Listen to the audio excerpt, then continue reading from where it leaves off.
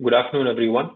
Welcome to our webinar on shifting from in-person to telecounseling services during a crisis, brought to you by the Indian Association of Clinical Psychologists and Pearson Clinical India. My name is Bharat Iyer, and I will be your host for this webinar.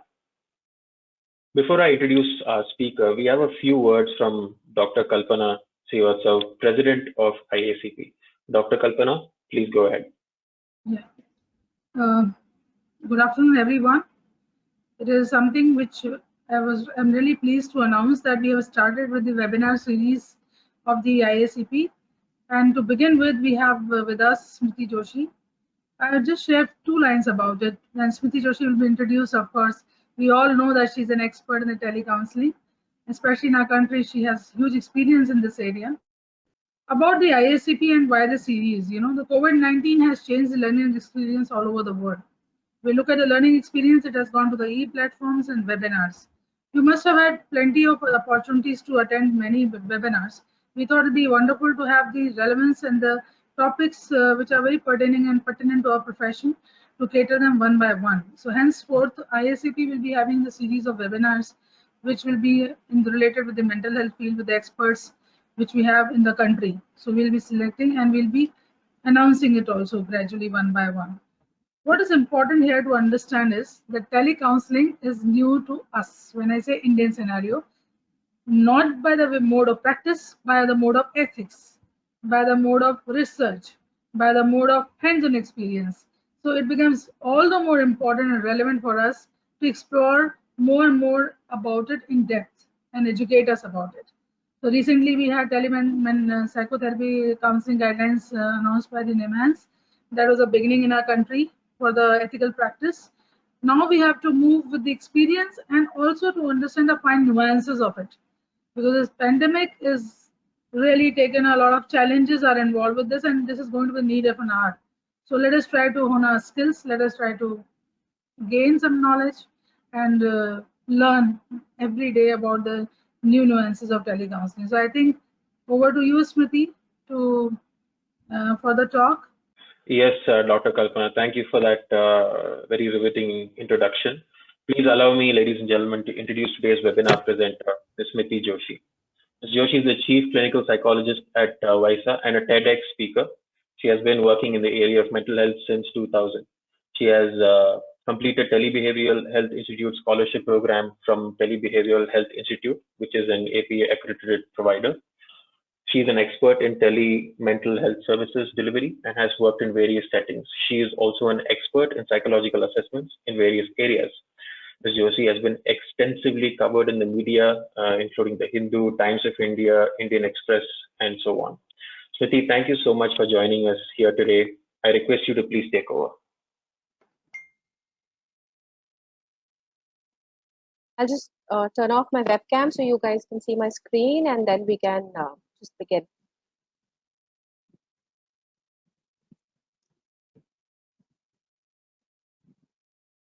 So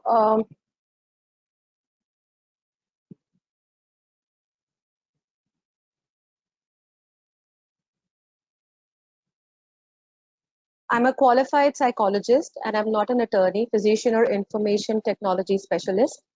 The goal of this training is educational only. The information I present is my best attempt to bring you timely and relevant information in a rapidly evolving area.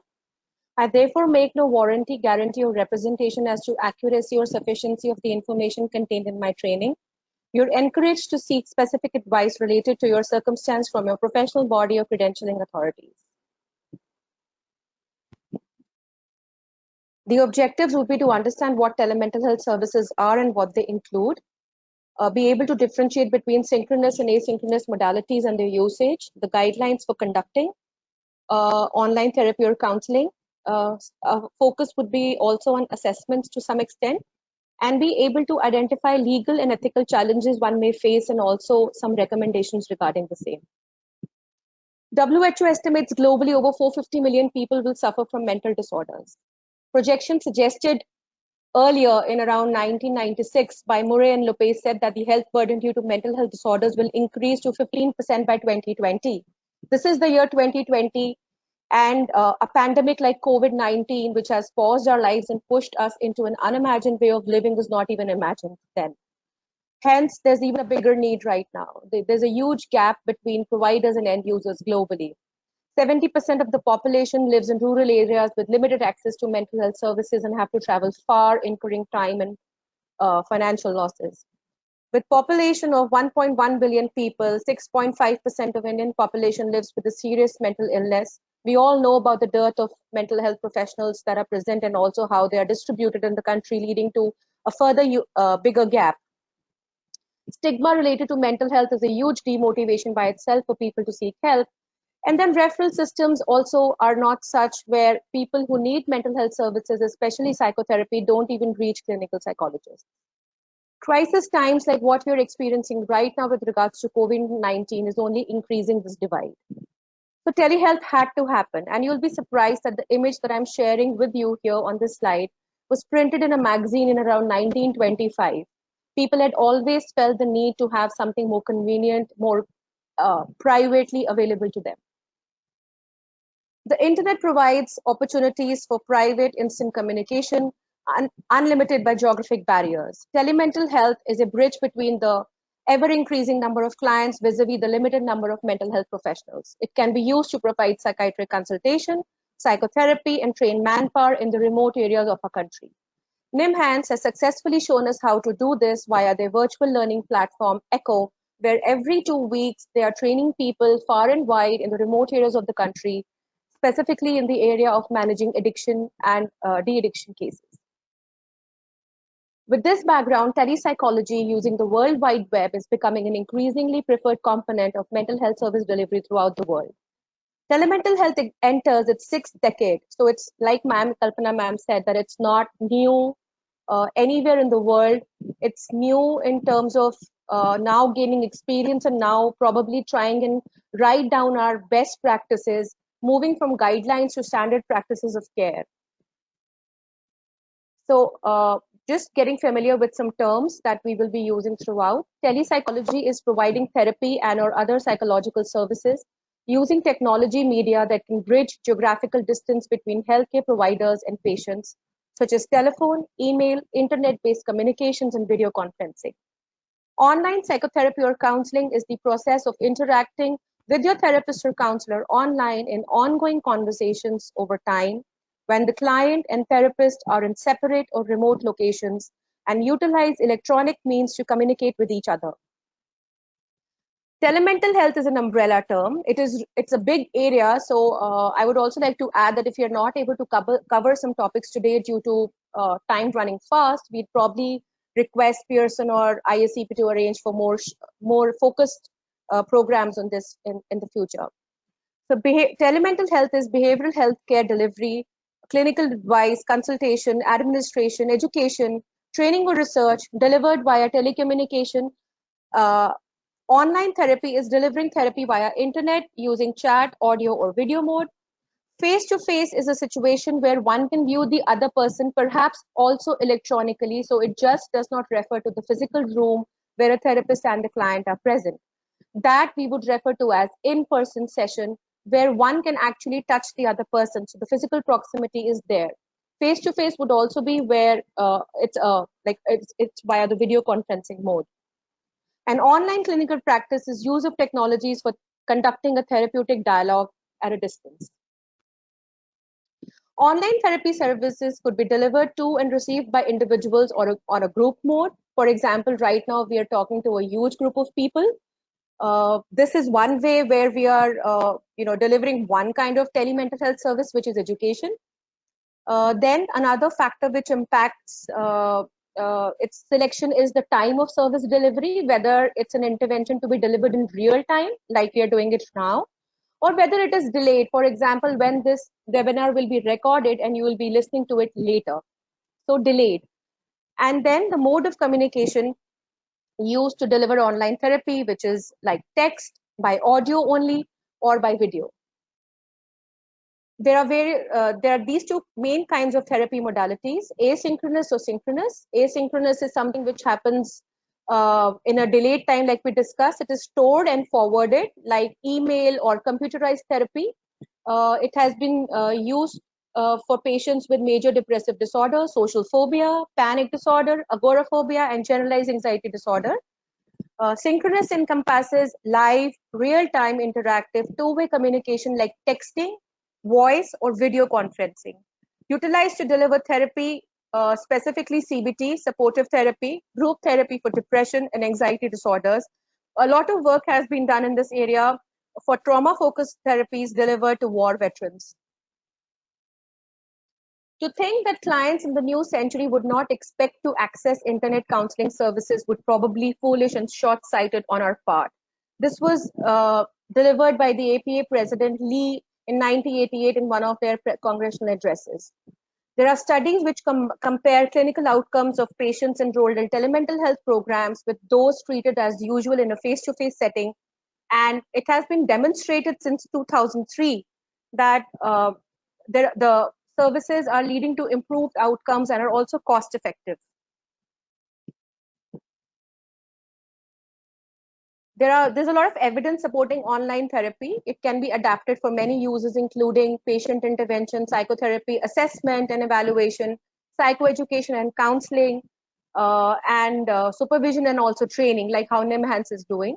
Studies reveal advantages, increased care access, enhanced efficiency, reduce stigma and ability to bypass diagnosis-specific obstacles to treatment, such as when social anxiety prevents a patient from leaving the house, we can at least begin the psychoeducational and other aspects from their from a place where they feel convenient to receive it from.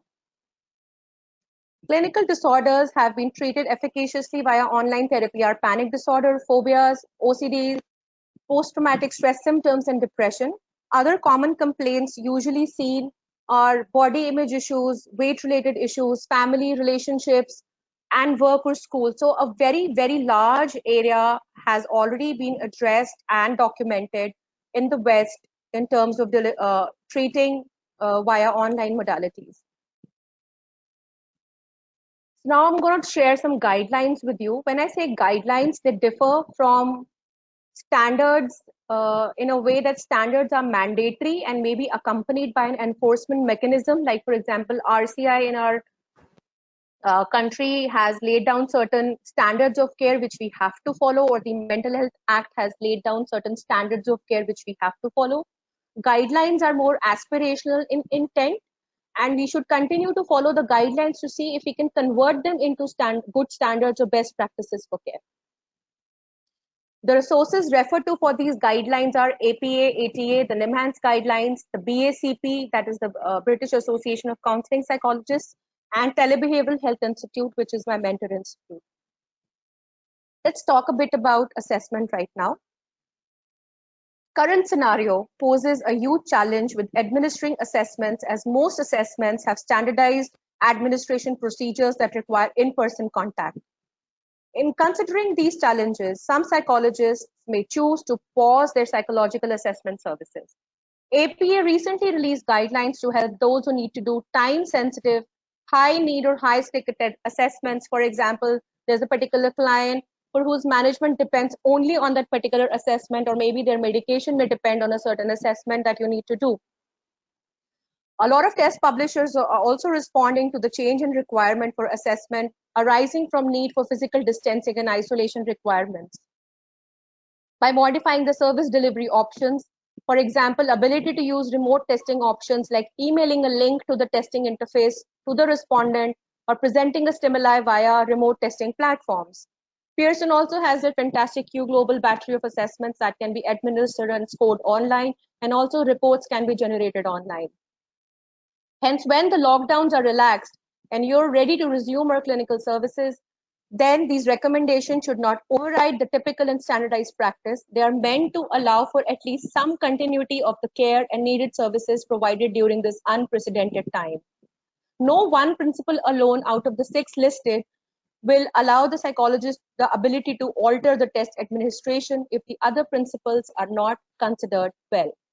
Principle 1, do not jeopardize test security. The language in the APA Ethical Principle of Psychologists and Code of Conduct states, psychologists make reasonable efforts to maintain the integrity and security of test materials and other assessment techniques consistent with the law and contractual obligations.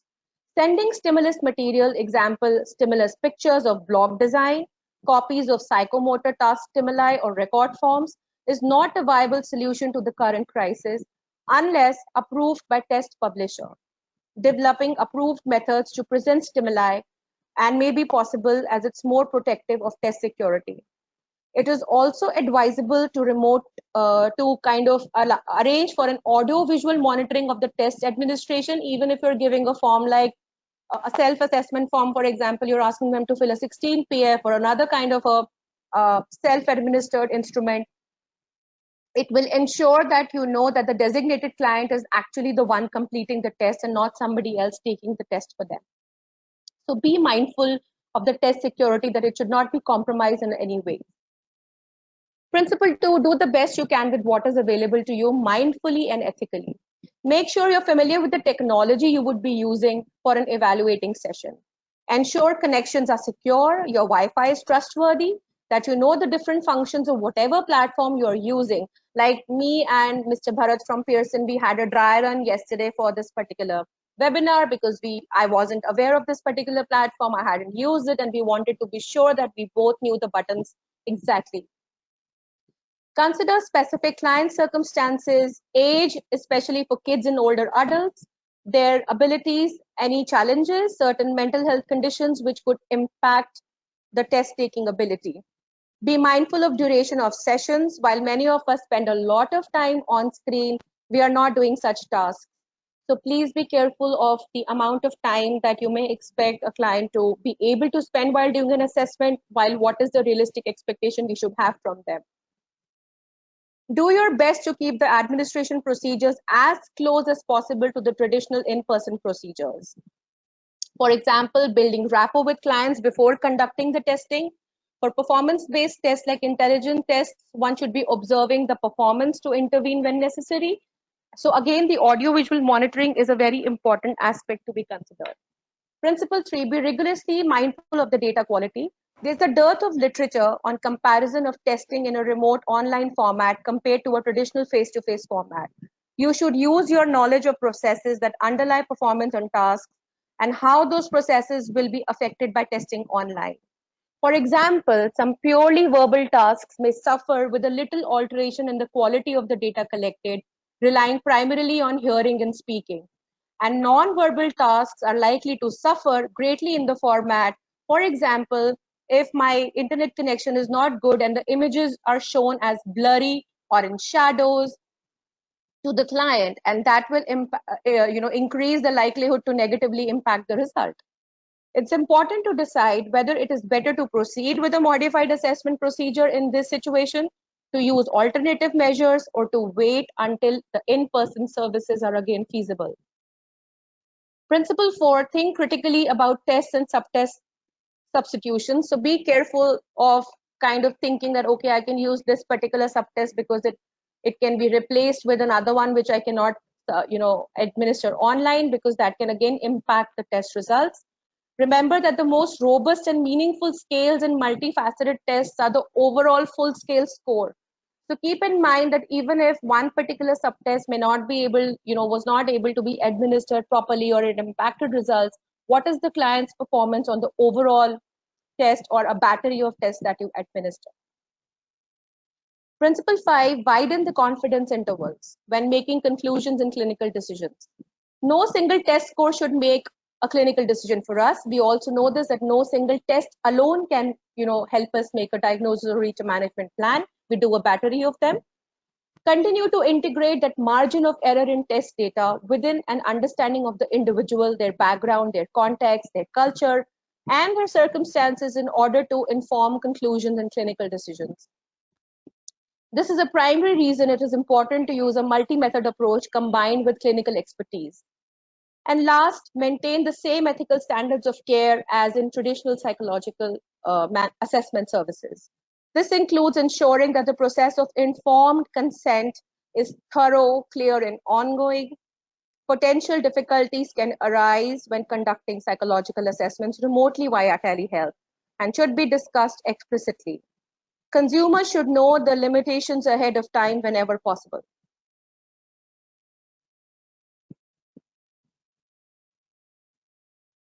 What I'm now going to share is drawn from a review article that examined and synthesized available guidelines to guide mental health professionals in ethically delivering e-mental health services with a particular focus on video conferencing. A total of 19 guidelines were reviewed from 7 countries, regions, across guidelines. Consensus supported 11 firm ethical practice recommendations, which I would share here.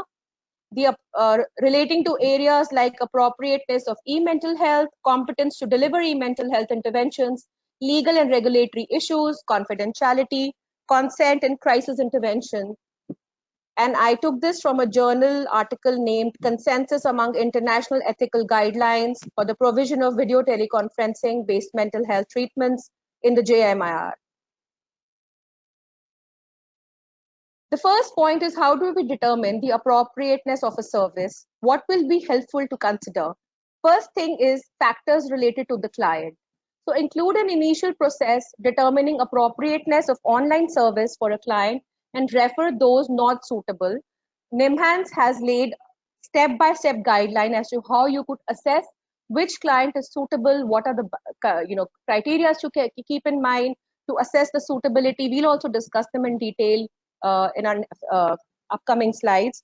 Consider relevant research supporting online provision of service, particularly noting contraindications. For example, can I offer graded exposure on chat-based modality? What can I offer on video? What are the risks of that particular kind of therapeutic technique or school of thought that I'm going to kind of utilize for providing my therapy? Consider capacity of the patient to arrange practical and technological necessities of the therapy. For example, I want to offer a client video-based service, but they do not have internet at their home, or they do not have an internet facility close to their home, and considering COVID, they may not be able to travel. Then can I move it from video conferencing to audio-based service? Consider the geographic distance to the nearest emergency medical facility. Discussing about emergency plans is very important, specifically while giving online therapy, while providing online therapy, because there are risks and limitations which we have to accept and have to help prepare the client to kind of cope up with any emergency that comes up.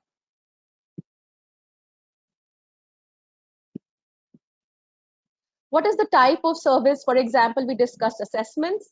Is the implementation possible, not possible, ethical to conduct online? And also clearly communicate the inherent risks associated with online and unsupervised test administration to clients, just like we discussed earlier while we were discussing assessments. What are some legal and ethical issues that we see or we may face while delivering online therapy?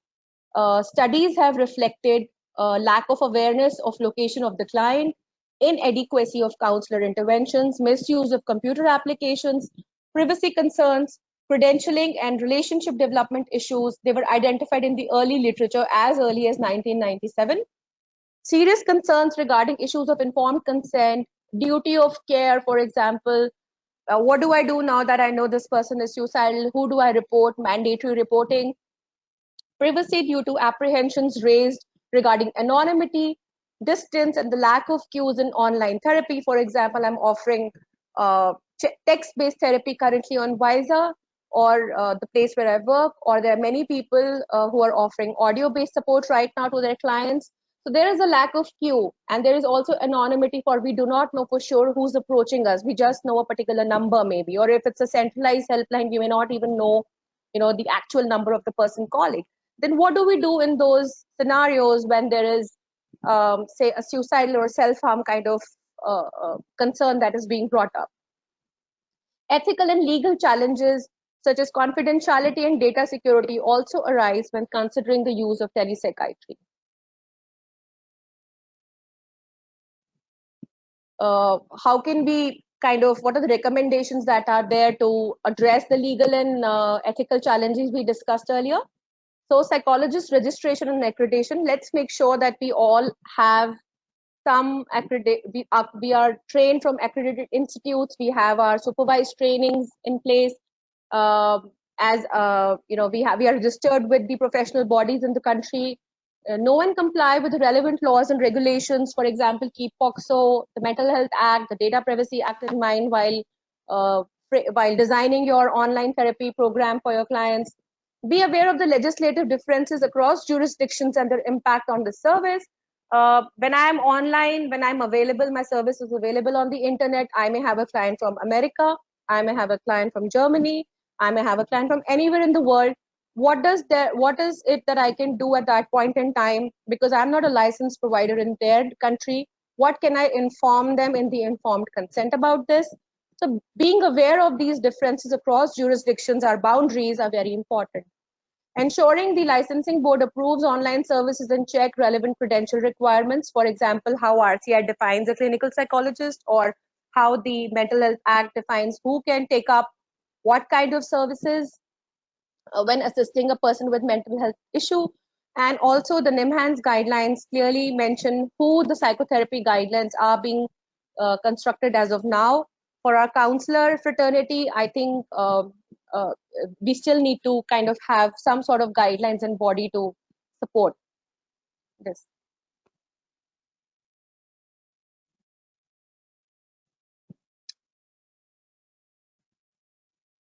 Okay. Another important thing that to be kept in mind is how do we keep the records, specifically say if I have an audio call, or if I'm doing text-based therapy, or if it's video-based conferencing, what are the various ways we can, kind of maintain our records? So adhere to usual laws around it and professional standards as in face-to-face services. Many hospitals and organizations will have their own laws around how to maintain the records or files or information. Ensure security of any information stored electronically is safe. So, a lot of people in the IT industry also are allowed to use only the laptops or machines provided to them by their companies. They can't use their personal laptops for work. And that is because the laptops provided to them by their organization are safe and encrypted, and they're safe in ways where data cannot be stolen or can be hacked so easily. And also it kind of maintains the confidentiality of any information stored there. So it's important to ensure security of any information stored electronically. How am I storing it? Who is it accessible to? Who else uses my laptop, my machines? Where are my files stored? Maintain adequate records of electronic communication with clients. Informed consent for this cannot be emphasized enough. And the NIMHANS guidelines have a sample session recording form to refer to. Documentation for all tele sessions, for example, details like date, time, duration, modality of the sessions, client and therapist details, and brief session notes in a uniform format. What I personally do is I often send session summaries after my session is completed to my clients as well, so that what we discuss stays with them, and they're usually asked to kind of send in an agreement to receiving the session summaries as well. And also if they feel that something was missed out or they would want to add something to it, and then we again kind of compile that information, and then I send the session summary back to them with anything that was missing in it earlier. So there is no accusation that something was missing, something was not done, some kind of communication did not happen at all. If there are crisis plans discussed, please kind of have it shared with the client as well. Keep it with you at some place where you can refer to it when needed. Documentation is the key, especially if patient insists on seeing you in person in these times and you don't believe it is safe to yet do so. So then record the patient's clinical progress, discussions about the benefits of telemental health, plans for next steps, and rationale for why you believe providing services via telehealth is clinically appropriate. For example, there is no history or indication of suicidality or other crisis, and it is kind of right now comfortable to continue in this modality. Keep in mind that you can say no to see patients face-to-face, especially if they are older or have health conditions or live with family members who have heightened risk factors. Do not unnecessarily jeopardize your health or the health of your family, your staff, or your patients. And again, informed consent for this cannot be emphasized enough. Confidentiality. Something that we assure our clients all the time, even in face-to-face sessions. Discuss security risks with clients in the form of documented consent conversations. client anonymity and establishing identity. So what are some things that client and you agree on in the form of documented consent conversations? If they say, if you want to record a session for supervision, and they say no, it cannot be recorded because I want to keep it confidential, then we need to respect that. While writing down, some people may request you to kind of use aliases, or just the first name or just their initials and not the complete name. So we may want to respect that. As usual practice, require the user to be identified and identifiable. So we do kind of verify the client's identity wherever necessary. Yet we try and maintain the confidentiality of that information from whoever the client doesn't want it to be shared with. Shared the client that there could be some aspects, some areas where this breach of confidentiality clause may happen. For example, when it comes to mandatory reporting for abuse, trauma, suicidal thoughts or ideations, very strong ones, high risk, and self-harm. Provide clients with statement indicating what and how information will be collected, used, disclosed, and stored, like we do for, say, research purposes, or we do for, say, our supervision, or even if it just means that I'm taking in new clients and how will I use the data that is collected. We're all very conscious about the data being collected, isn't it? When people ask us to fill certain forms when we are in the malls, we ask, what will you do with this data? So as much as it is our right to know what will happen with the data we share, the client also has that right to know. Take reasonable efforts to dispose of the data information in a method maintaining confidentiality. Again, if you feel that, so there are different opinions on this. HIPAA or GDPR laws that operate in UK and US say that you are supposed to tell the client that the data will be there in my system for 60 days post our first session, and if the session is terminated, post termination, sorry, or it says that data will be there on my system for the next 3 months, for 8 months. So you need to inform what will happen once the sessions are terminated. What will you do with the data? How long will you store it? And if you do intend to store it, you do need to inform the clients about it. How will you proceed when privacy is invaded from either therapist or client side? For example, you're doing a video conferencing session, and your camera or your laptop is placed in a way where there is a lobby behind you, and you can see people walking behind you. Similarly, when the client, it could be on the client side where they are trying to have a session and there are people around them. So which people can a client consider as security risks? Say maybe it's a case of trauma or domestic violence, and somebody may feel that the presence of their spouse would be considered as a security risk. So as a therapist, you can tell them ways in which they can keep it safe and private. Maybe it could be around agreement on certain times to help them keep it private and confidential. How you place your camera, who else is in the room, using of headphones, headsets are all ways where you can help people maintain privacy and confidentiality. You could also probably say decide on code words. I do that with my clients, where we have decided on code words when they feel unsafe or intruded, and then we just end and terminate the session at that point in time. And this is often discussed again in the initial intake sessions where we discuss crisis and emergency plans. Informed consent, one of the most important elements of providing, I would say, even face-to-face therapy, where any two people are involved in getting into a relationship, there's an informed consent that has to happen. And it has to be documented. Consent should address key issues specific to mental health services. For example, you can define it for them. This is what we will do. The limits to confidentiality, potential risks involved. For example, there could be a power cut and we'll need to end our session there, or we could resume our session on audio after that. So all these things about how you would deliver a service seamlessly, tell them that there are limits. For example, it may not be the best crisis intervention modality. And then I would like you to have these, name two people who you would contact in terms of crisis, or give them a list of resources they can reach out to in terms of crisis. Inform clients of potential benefits also of online service. For example, you can keep it private, you don't have to travel, it is cost effective. discussing the expectations and restrictions of clients in recording or copying sessions.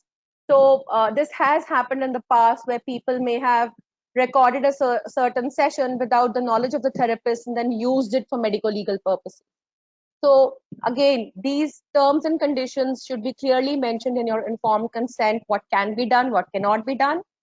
State the expectations very clearly. For example, at WISA, when people come to us for help, we clearly say that it is not a replacement for face-to-face therapy. It can be used as an adjunct or to supplement or to support, but it is not a replacement for high-intensity services.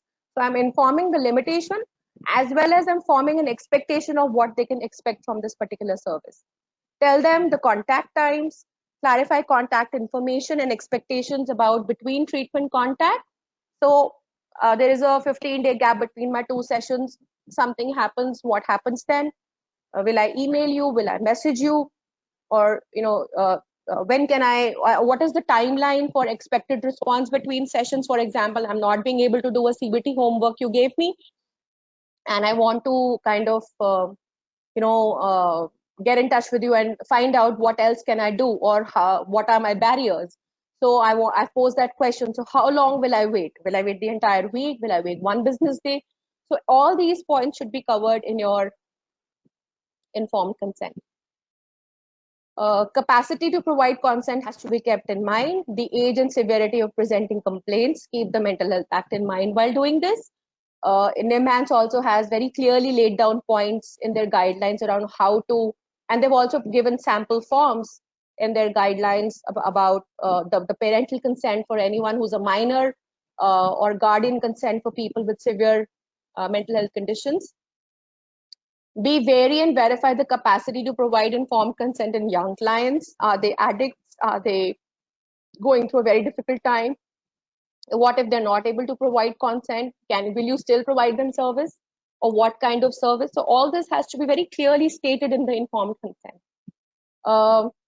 The consent should ideally be done in person. If in person is not possible, it should be done in the explanation should be done in the intake session, and then maybe also a form should be provided, which should be ideally in the local language, grammatically correct, less jargon, simple words for the clients to understand. So tomorrow they don't come up and say that we didn't know what we signed, we didn't understand the language.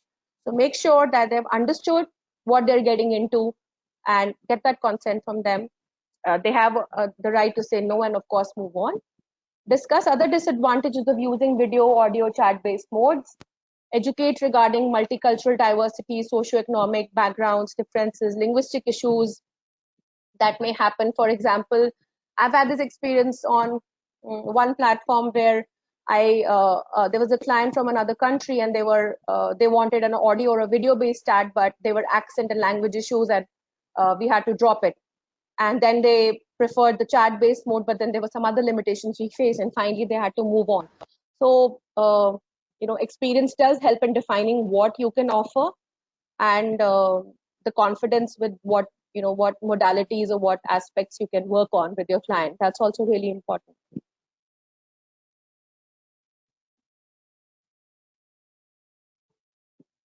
So psychologists, so what we are coming now is the competency. This is again from the journal article that I had shared earlier about, from where I'm getting these guidelines. So 19 guidelines in the world were considered, and then these 11 points were agreed upon. So something that they also talked about was competence. Psychologists should provide online services within the boundaries of their competence derived from their training, education, supervised experience, or other professional experiences, and should understand the limits and application of different technologies. This is a very important point to be considered, given that we don't have many professional bodies supporting different kind of trainings that are happening in the country. So who's a clinical psychologist, who's a counselor, what are my strengths, what are my limitations? Liaisoning definitely helps. So I know I cannot attend somebody with PTSD, but there is a trauma specialist who can. So I make that referral rather than fearing the threat that I will lose the client. So please keep in mind your professional, your boundaries of competence, what is the training, what is the education, what am I confident in offering at this point in time.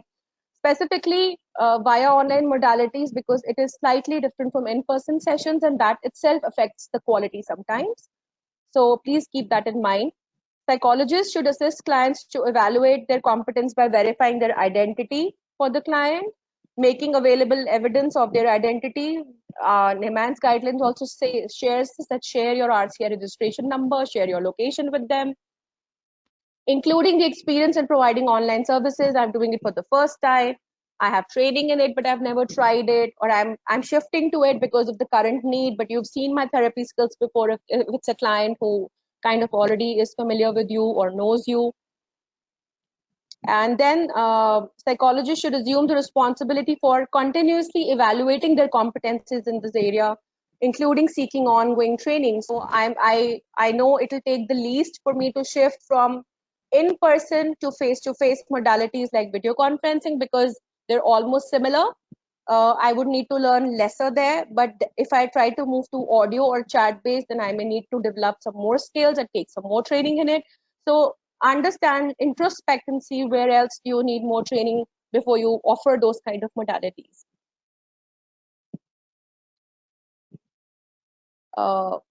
Technical competence, again, acquire requisite skills to deliver, manage technological aspects of the service, as well as the subtle interpersonal aspects, which involve, say, for example, developing skills to foster a good working alliance in the absence of audiovisual cues or just visual cues, and skills to deal with communication breakdown, to repair working alliance should technology fail during a session. For example, I may have a client who's paranoid, and I have a power cut and the session ends, or they have high anxiety, or they may have attachment issues. Now that slight delay in delivering session or the pause can actually shoot up their anxiety, and that can lead to a lot of discomfort for the client. So it's best that when we are trying to offer this, we also kind of consider how would we be addressing these skills to foster a good therapeutic alliance in the absence of a lot of cues we get in our in-person session. Psychologists may consider spending time guiding their clients also to become technically competent with using this service. So a lot of people may be familiar with using WhatsApp videos or App Store, iOS FaceTime videos for talking to their relatives and friends. But still, it is slightly different when they're talking to the therapist. Should they be sitting in a quiet room? What alternative modalities they can shift to? There are elderly clients who need more help with kind of understanding if it's a specific platform like GoToWebinar for webinar. So there are different buttons, what they can touch, where they can press. You can take time to train your own clients in doing this. You may also consider scheduling intermittent in-person sessions with the client to allow for monitoring and evaluation of the online therapy, as well as integrating ongoing monitoring and explicit discussions around the effectiveness of the medium with your clients. Some clients who may be hesitant, and as maybe the lockdown lifts and you've started online work with them, maybe you could start then calling them for intermittent in-person sessions if possible, and then help them see that how you remain the same, your skills remain the same, only the modality is changing. Or are they finding it comfortable? Is there something you could do to improve upon it? So regular feedback from them would also help.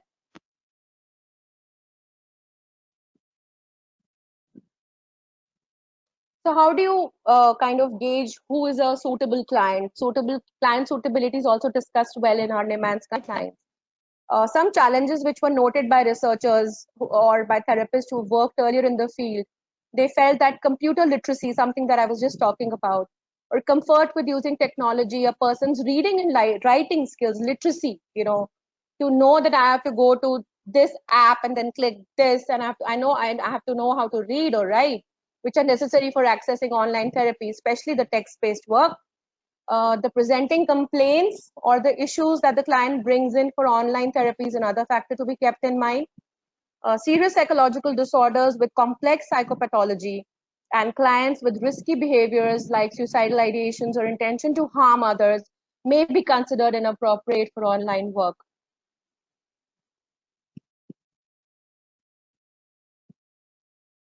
So how do you then what do we do with it? How do we assess the suitability of a service? We consider the evidence of effectiveness of a particular service and identify the risks of that online modality. For example, if it's someone I need to observe, I will offer them video conferencing and not audio.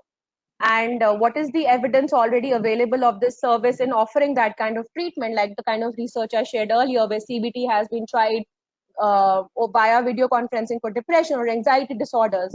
So can I try that? It hasn't still been so well documented for text-based, so I can step back a little from text-based right now. So what is the effectiveness of a particular service in kind of delivering the kind of therapy you want to do it? You may consider adequately assessing all the client's needs and presenting problems and also their expectations. And if their apparent needs require an in-person assessment, arrange for an alternative proxy service to provide this prior to commencing online services. So maybe if there is some facility very close to their house, and if there are new client and you don't know about them before, maybe if they could get an in-person evaluation done, that would be best.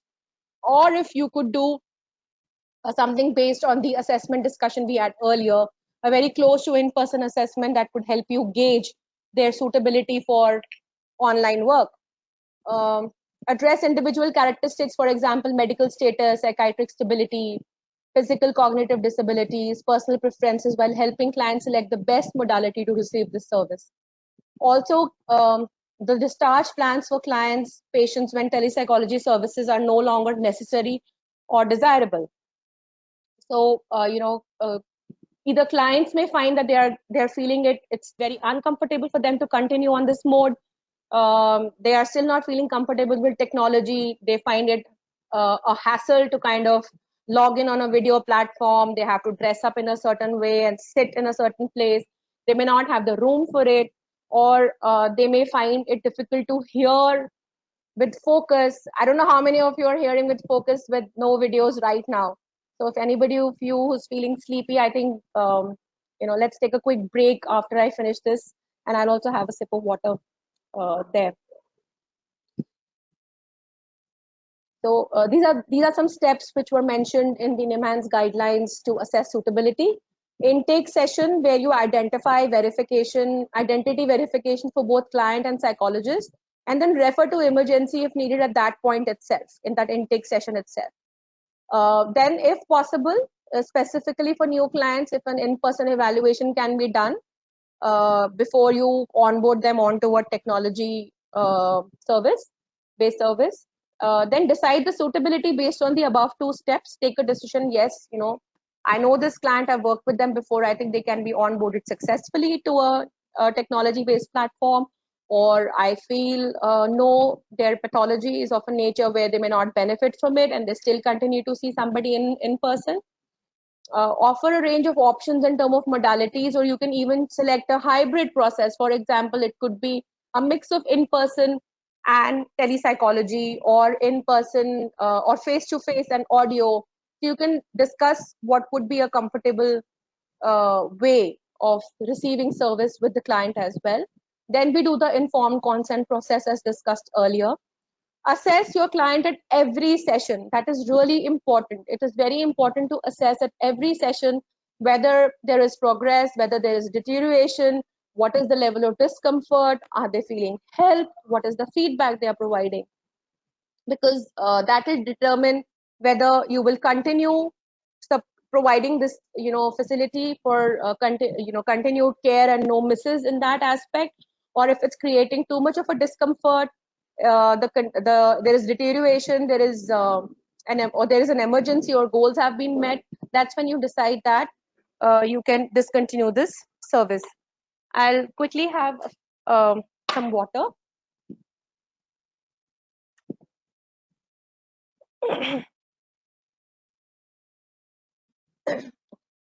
So another important element which is well researched and studied even for face-to-face sessions is professional boundaries.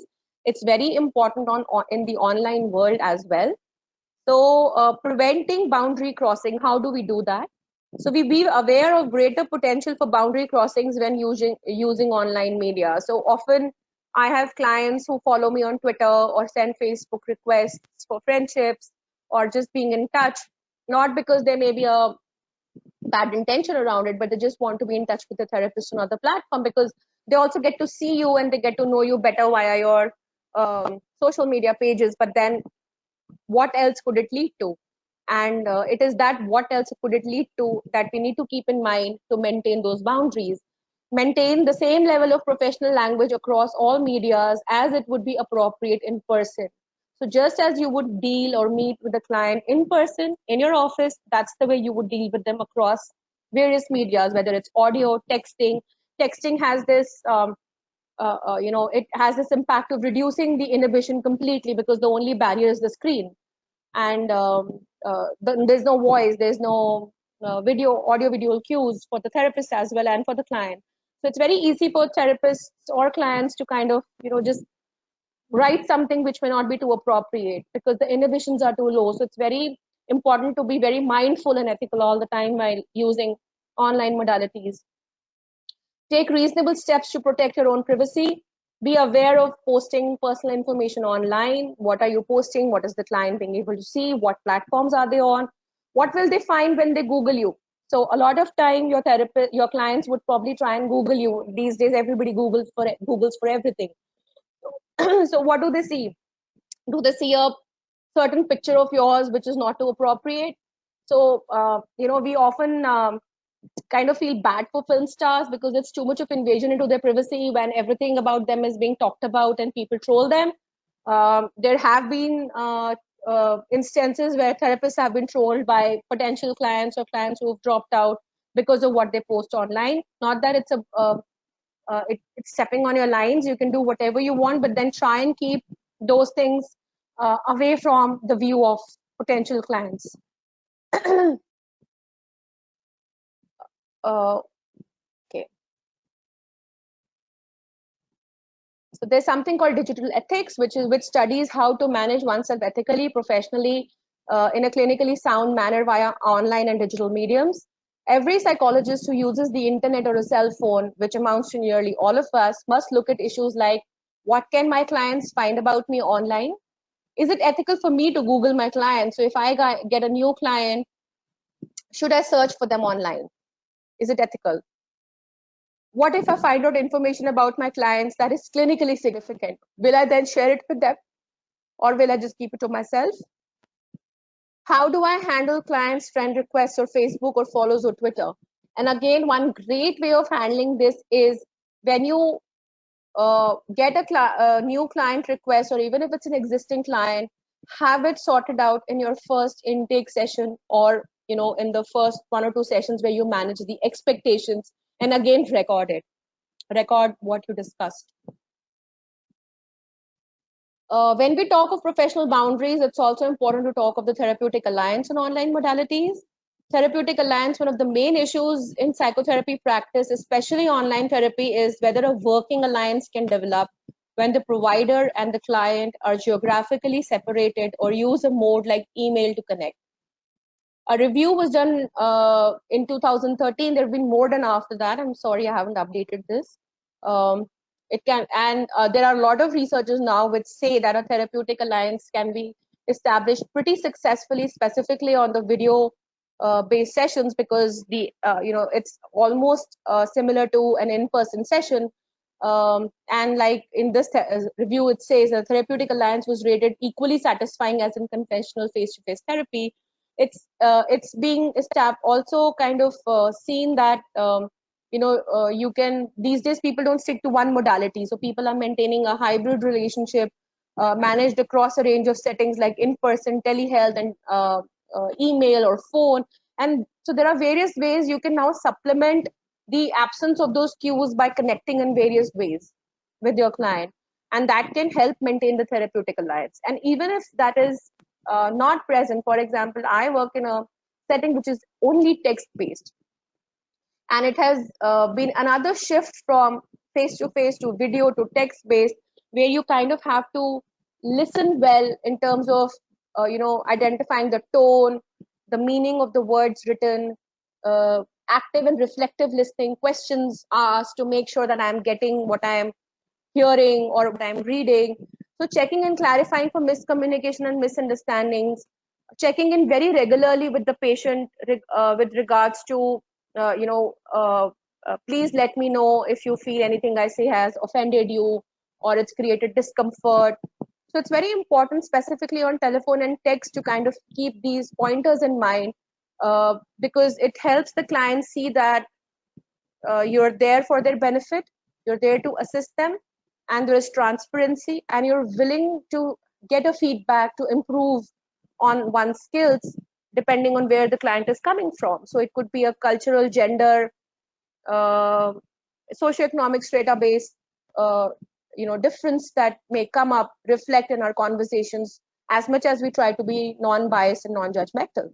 And then it's very important to notice that, share it with the client, and get their feedback on that, and reassure them that you will try and not bring it up or may change the way you address them. And attention to rapport, trust, and comfort of patient with each communication that we make is the key here. We are almost coming to the end of our discussion, and there's this last element to discuss, which is crisis intervention and distress management. So if we are trained and have the supervision and have the experience of doing crisis management in our practice, we can say that we can do it for our clients, even in online modalities. Let them know how we can do them for them, help them with it. Say, for example, on the platform where I work, I tell them it's not a crisis management platform because, one, I'm not available 24/7. Two, it's a text-based platform. So, and also there is a clause of anonymity that we maintain. So all these three aspects make it very difficult for me to give the support that I want. Even if I want to, I cannot do that. So it's important that I keep in mind my own competencies, the limitations of the modality, and the condition of the client. And again, this is something that can be discussed in the first intake session, also mentioned in the informed consent, that these are the limitations. When a crisis occurs, this is the safety plan we will follow. Have contact details for the client's next of kin if possible. Have relevant emergency phone numbers on hand during each session. For example, when we kind of started the IACP telecounseling guidelines, we made sure that we had a complete list of phone numbers that were providing help, other kind of crisis management services like for abuse, for trauma, so that if the counselor on this side is not able to assist, they have some other place for the person to go and get that help. If risk emerges, remain engaged with the client, handhold them. Just don't end the session that, this is something which I don't do and I can't help you with it. So be there with the client. If you're trained in providing grounding strategies, you can offer grounding strategies to them. Obtain as many details as possible, and then make that very important referral, even if it means going to the nearest medical emergency facility that they may have. So ensure systems are in place for message checking and response during the times of unavailability. Discuss crisis management procedures during intake process. Collaborate with the client to determine local support for them. Inform clients of alternate means of communication if this fails. So if my video session fails, here is my number, you can call me and we'll finish the session on this. Specifically, if you're discussing something which is very important and maybe at the level of a crisis.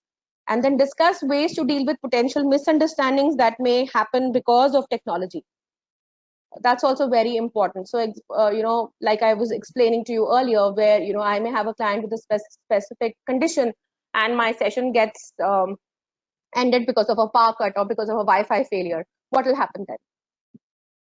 So these are some guidelines to be kept in mind when you're making the shift. Quickly, you could just see this slide, which was addressing challenges of telephone delivered psychotherapy. I got this from this journal article, benefits and challenges of conducting psychotherapy by telephone, again in JMIR. It's almost the same, very, very similar guidelines as we discussed for video-based or the generic guidelines we just discussed. This point is really important here, which says providing training that focuses on strengthening and modifying reflective listening skills and using your tone of voice to convey warmth and emotion and attentiveness to solely auditory cues from client, because everything else is missing here. And in text, even the audio is missing. So then it requires a bigger shift at that point.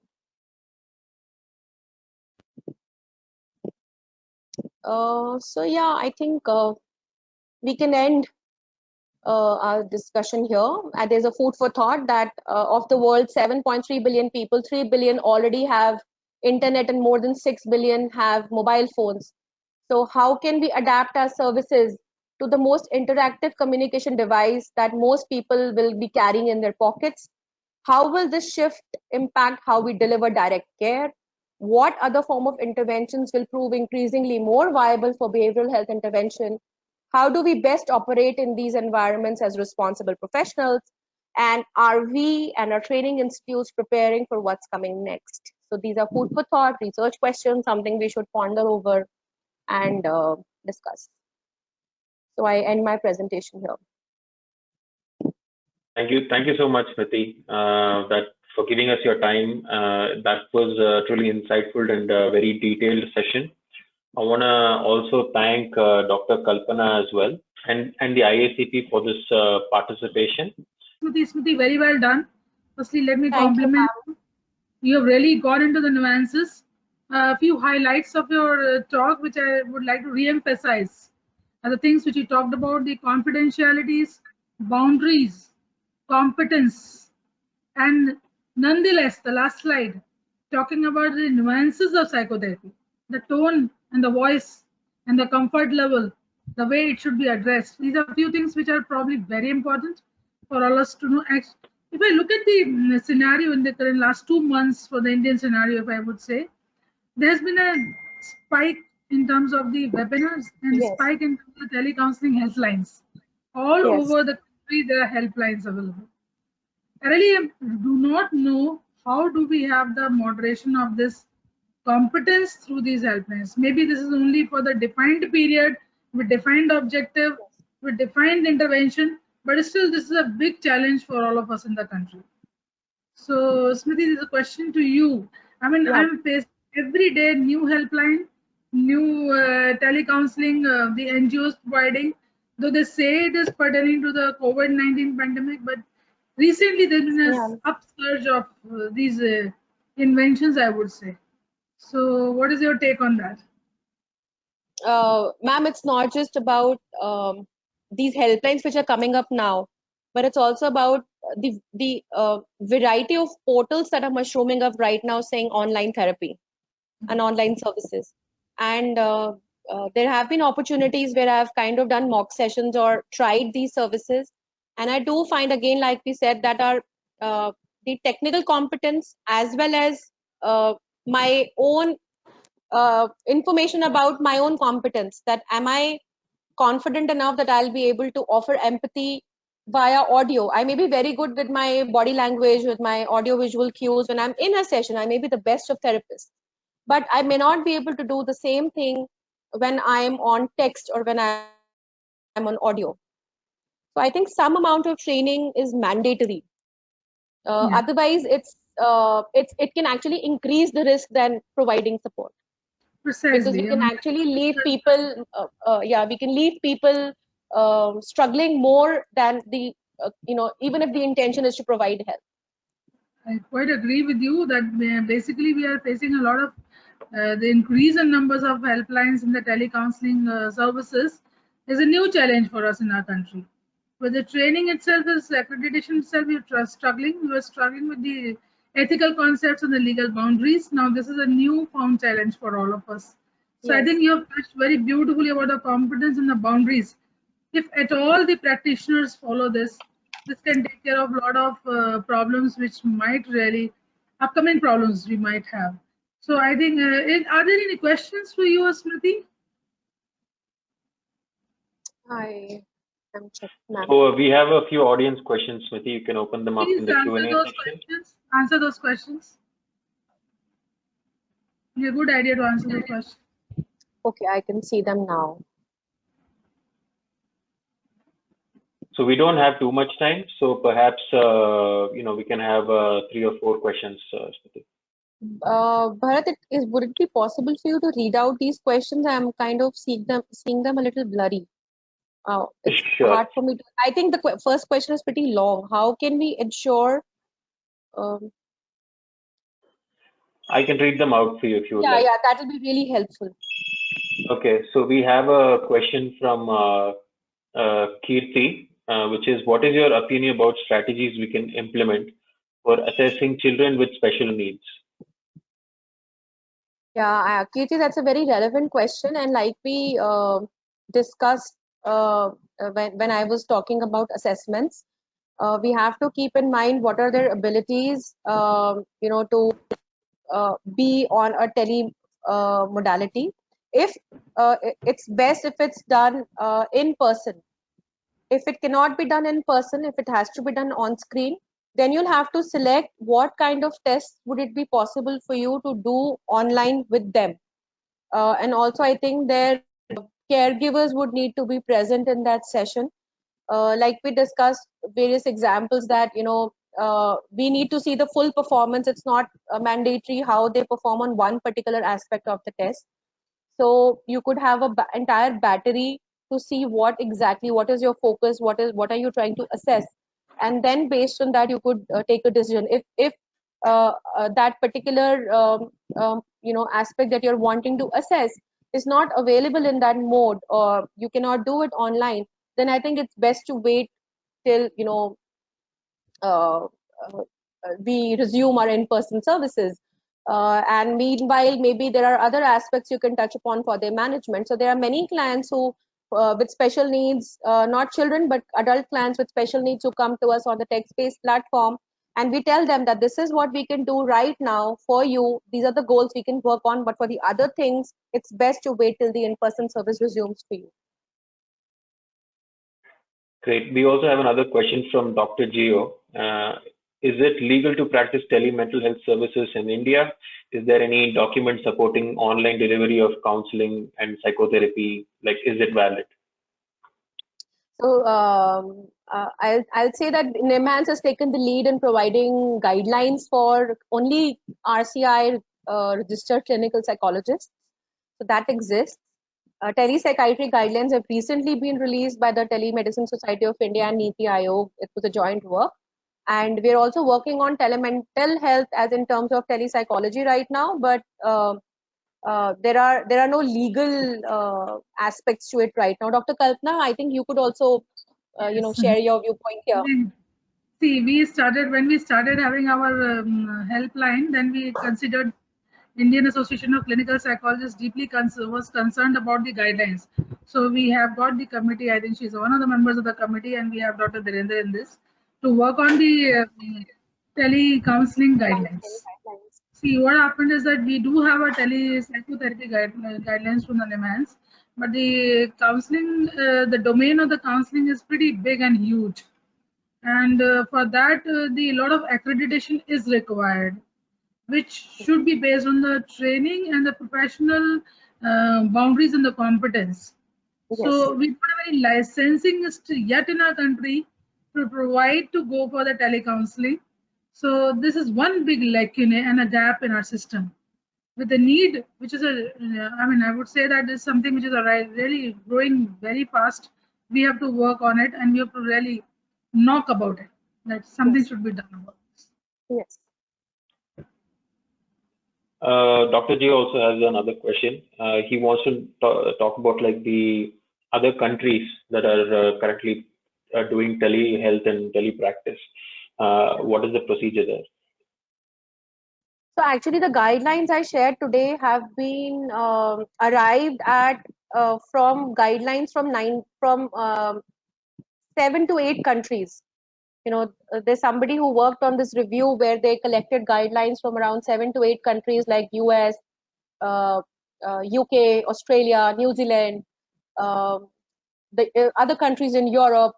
So they combined the guidelines and they found that these were the pointers which I shared today, which they agreed upon in terms of that, yes, this is a firm guideline for professional boundary, this is a firm guideline for technical competence.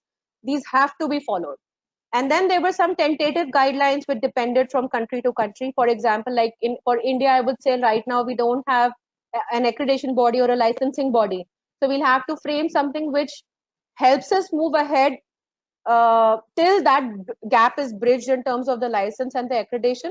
But we are still able to equip our people here so that we can at least move ahead with this task of addressing the pandemic or the counseling around it that is happening. So we cannot say that we don't have guidelines, so we will not do anything. So we can still take up some steps to equip the current task force that is there, and then simultaneously work on the guidelines. So in the foreign country, the NIMHANS guidelines for therapy are also like a set of guidelines which are derived from what is tried and tested across the globe. So those guidelines are very much in line with what is being practiced by the APA or at the BACP. Great. We have a question from Suchita, which is, are there any resources that can help clients with OCD for graded exposure and how to go about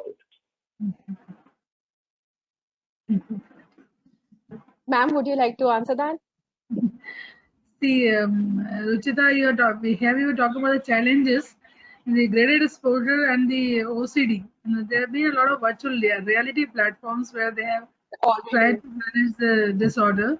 But I wouldn't say the experience of in our scenario where people are practicing so much with the disorders in the practice. So that will take some time. But of course, with the online sessions, one can guide them with the gradual processing. See, because there are a lot of behavioral tasks which you give them to do to assure that to really be confirmed that they have completed the behavioral task and the mastery, then move ahead with the graded exposure. So it is a component, cognitive and behavioral both. So the therapist has to be sure that what has been given has been completed. Done. It's like one-to-one session though, but it's your comfort level. So one can do it. Graded exposure should not And here on online modality, I'd just like to add that there has been this new experimentation that's happening where we are again, like I've talked about hybrid relationship couple of times today, which is engaging with the same client on different technology. So you have them understand graded exposure on a video-based session, but you can actually be present with them on an audio session while they do their graded exposure exercise. So that is very beneficial if you're willing to invest that kind of time and effort in helping your client. It's best done face-to-face. If that's not an option, then these are some options that you have. Great. So we'll have one last question. This is from Rakesh. Rakesh asks if there are any telepsychology certification courses in India. Not that I know of. There are no certifications that are being offered in telepsychotherapy in India. We've just set up the guidelines. We may come up very soon with courses. I hope so that we are able to do it soon, because I really want our master level and MPhil level people, masters in terms of counseling and MPhils in terms of clinical psychologists, to be very well equipped with this, because we can't shy away from it anymore. Great. So thank you so much, Smriti. Thank you so much, Dr. Kalpana. This has been an amazing session. And I want to thank IACP for also helping us organize this. I look forward to meeting you all for the next Pearson Learning webinar. Please check your emails for upcoming webinars. With that, we end this session. I hope you've enjoyed this learning as much as we've enjoyed delivering this learning to you. And once again, thank you so much for sparing your time for this event, and have a great day.